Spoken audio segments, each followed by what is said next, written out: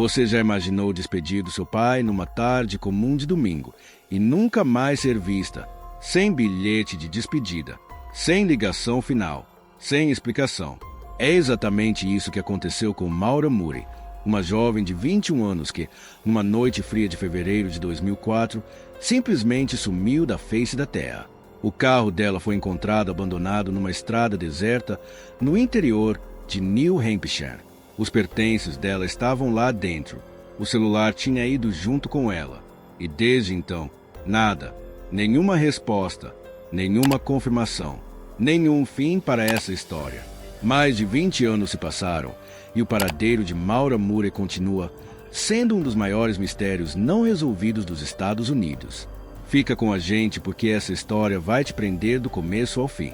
Maura Murray nasceu na família de Fred e Lori Murray e cresceu como caçula entre 4 irmãos, Fred Jr., Curtis, Kathleen e Julie. Quem conhecia Maura sempre a descrevia como inteligente, dedicada e cheia de energia. Ela não era do tipo que ficava parada.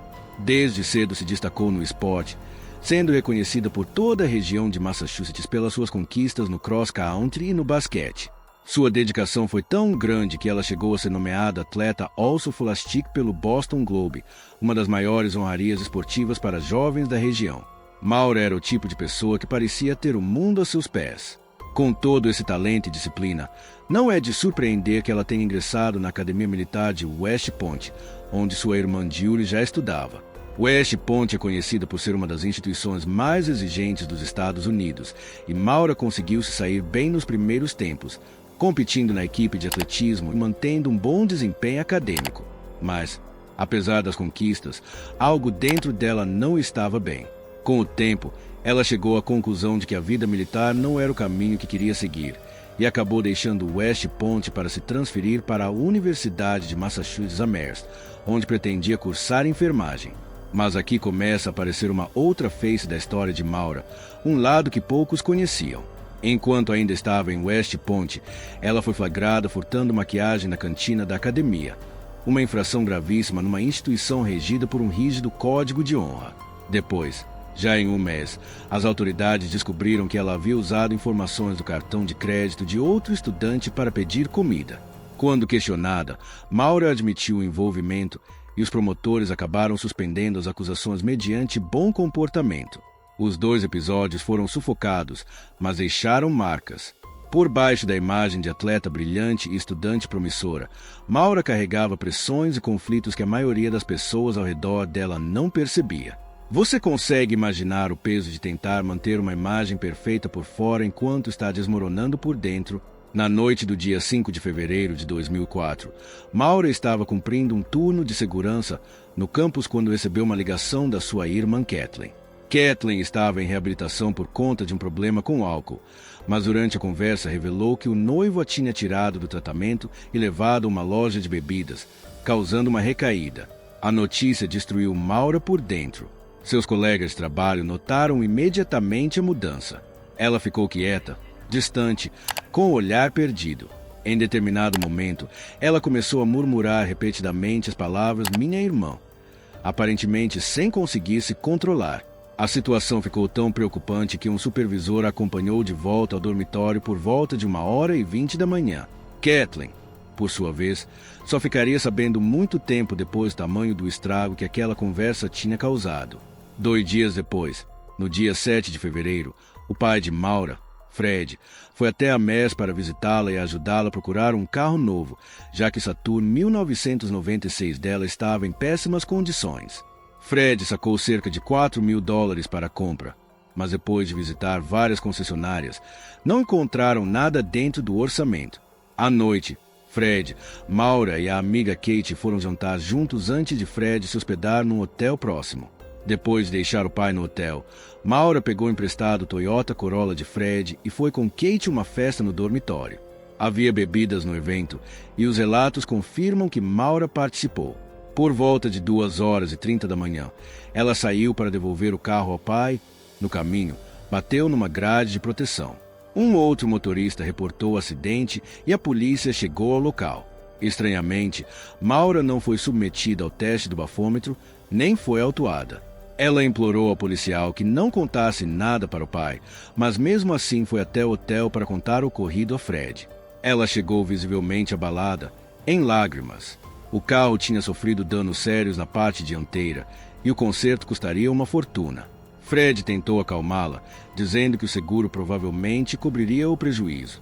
Depois disso, Maura usou o celular do pai para ligar para o namorado, Billy House, que estava longe de Massachusetts. O conteúdo dessa ligação nunca foi confirmado publicamente. No dia 8 de fevereiro, Fred resolveu os trâmites do seguro, alugou um carro substituto e se preparou para voltar para casa, em Connecticut. Antes de partir, ele se despediu de Maura na porta do dormitório. Nenhum dos dois sabia que aquele seria o último encontro deles. Naquela mesma noite, Fred ligou para Maura pedindo que ela conseguisse uma cópia do boletim de ocorrência do acidente com o Corolla. Ela concordou. Mais tarde, ficou provado que Maura ficou acordada até de madrugada, entregando trabalhos escolares online. As autoridades também encontraram registro de pesquisas feitas no computador dela sobre hospedagens no norte da Nova Inglaterra, incluindo hotéis e aluguéis de temporada em New Hampshire e Vermont. No dia 9 de fevereiro, Maura fez uma série de ligações relacionadas a possíveis planos de viagem. Uma delas foi para perguntar sobre a disponibilidade de um apartamento de temporada em New Hampshire, um lugar que ela já conhecia. Tinha ido lá com o pai e com o namorado em outras ocasiões. O apartamento não estava disponível. Direções impressas para Burlington, Vermont, foram encontradas entre seus pertences, mas nenhuma evidência confirmou que ela chegou a ir até lá. No início da tarde, ela mandou um e-mail para Billy dizendo que não estava com vontade de falar com ninguém. Minutos depois, enviou outro e-mail para professores e supervisores de trabalho dizendo que havia ocorrido uma morte na família e que precisava se ausentar. Os familiares confirmaram mais tarde que nenhum parente tinha morrido. O e-mail era uma mentira. Ninguém sabia para onde ela ia nem quando pretendia voltar. Por que alguém faria isso? O que estava passando pela cabeça de Maura naquele momento? Por volta das 15 horas, Maura foi a um caixa eletrônico e sacou $280, praticamente esvaziando a conta. Em seguida, parou numa loja de bebidas e comprou cerca de $40 em álcool, vodka, vinho e outras bebidas. As câmeras de segurança mostraram Maura calma e tranquila durante a compra, sem dar sinal de nenhum problema. Depois, voltou ao dormitório, fez as malas com roupas, materiais de higiene e livros e partiu no seu Saturn com destino ao norte. Ninguém sabia para onde ela estava indo. E depois daquele dia, ninguém mais a viu. Na noite do dia 9 de fevereiro de 2004, Maura dirigiu por aproximadamente 140 milhas até chegar à Rota 112, perto de Averil, uma área rural e isolada de New Hampshire, cercada de neve e mata fechada. Entre 19 horas e 19 horas e 30, o Saturn dela bateu numa curva fechada e ficou preso às margens da estrada, parcialmente enterrado no monte de neve.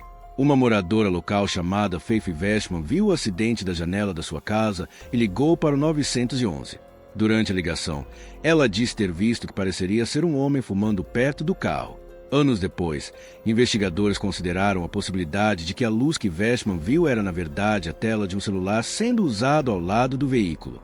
Logo depois, o motorista de ônibus escolar Butatvô passou pelo local a caminho de casa, parou e foi conversar com Maura. Segundo ele, ela estava abalada, mas não aparentava ter se machucado gravemente. Atvô se ofereceu para chamar ajuda, mas Maura recusou. Ela disse que já tinha ligado para o serviço de assistência rodoviária. Atvô disse que ela não tinha sangue visível nem ferimentos aparentes. Ainda preocupado, ele seguiu até sua casa, que ficava a pouco mais de 1 quilômetro dali, e ligou para o 911 para reportar o acidente. Butatvô foi a última pessoa confirmada a ter falado com Maura Murray. Quando a polícia chegou ao local, por volta das 19h45, Maura havia sumido. O Saturn estava trancado e abandonado. Dentro do carro, os agentes encontraram livros didáticos, maquiagem, luvas, CDs, direções impressas, garrafas e caixas de bebida alcoólica, incluindo uma caixa de vinho atrás do banco do motorista que tinha vazado, e um macaquinho de pelúcia, presente do namorado Billy. Os airbags tinham sido acionados e o para-brisa estava danificado. O que não estava lá era o celular e a carteira de Maura. Ela havia levado esses 2 itens quando saiu do carro. A polícia organizou buscas na região.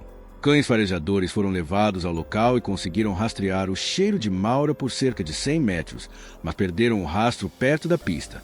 Não havia pegadas visíveis na neve. Não havia sinais de luta.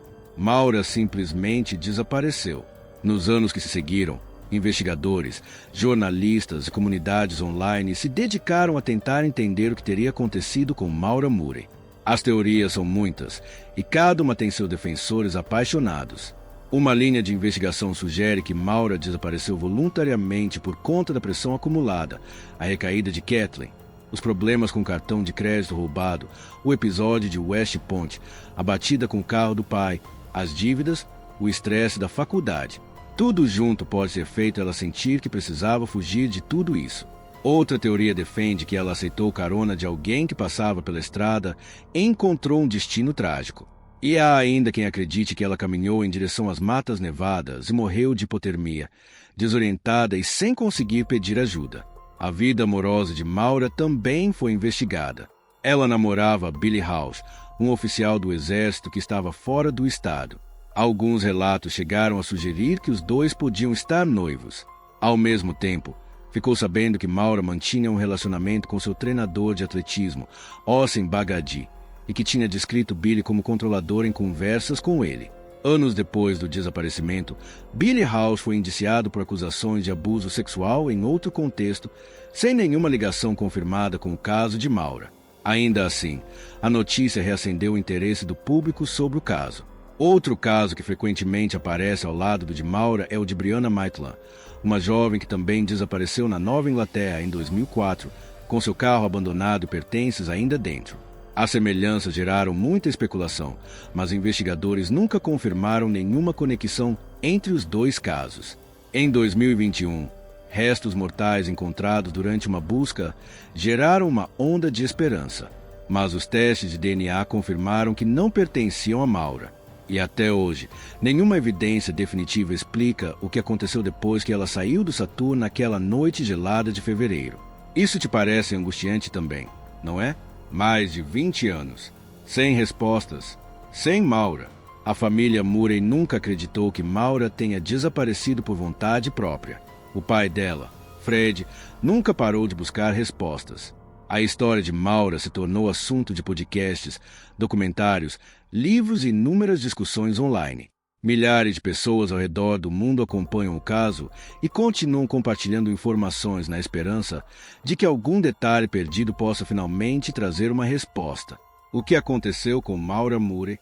Ela fugiu de uma vida que não conseguia mais suportar. Ela encontrou alguém perigoso naquela estrada escura. Ela se perdeu na neve e nunca mais foi encontrada. Até hoje, ninguém sabe ao certo. E é exatamente essa incerteza que faz essa história ser tão pesada de carregar, tanto para quem investiga quanto para quem a amava. Se você chegou até aqui, muito obrigado por ter acompanhado mais um caso com a gente. Histórias como a de Maura Murray precisam continuar sendo contadas, porque enquanto o caso não for resolvido, a busca por respostas não pode parar. Se você achou esse conteúdo importante, clica no botão de inscrição aqui no canal para não perder nenhum caso novo que publicamos toda semana. Deixe o seu like no vídeo. Isso ajuda muito a levar a história de Maura para mais pessoas que talvez possam ter alguma informação. E compartilha com família e amigos. Você nunca sabe quem pode estar guardando um detalhe que ainda faz diferença. Se você percebeu algum erro nas informações, tem uma opinião diferente sobre o caso, ou simplesmente quer deixar um comentário sobre o que achou, escreve aqui embaixo. A gente lê tudo e adoramos conversar com vocês. Nos vemos no próximo caso.